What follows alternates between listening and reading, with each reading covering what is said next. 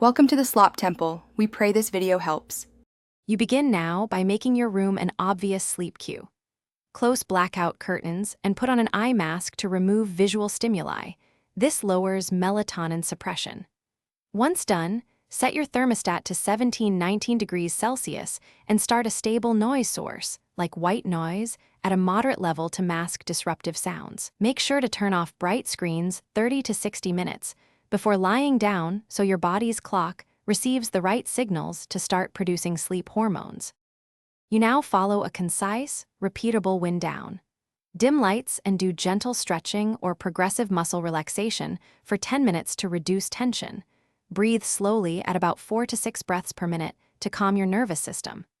If you use melatonin, take 20 to 30 milligrams roughly within 1 hour of your target sleep time to shift your rhythm for night sleep. Make sure you avoid caffeine 6 to 8 hours before sleep and sip only light fluids to prevent waking for the bathroom.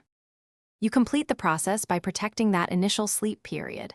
Aim for one consolidated block. If you need a pre-shift nap, keep it to 20-30 minutes or a full 90-minute cycle to avoid grogginess. If you're lying awake more than 30 minutes, get up and do a quiet, calming task under dim light until sleepiness returns. This prevents anxiety. Finally, keep your sleep and wake times consistent across shifts. If problems persist, try adjusting light exposure and nap timing before changing medication. Thanks for watching. Consider subscribing if we helped you.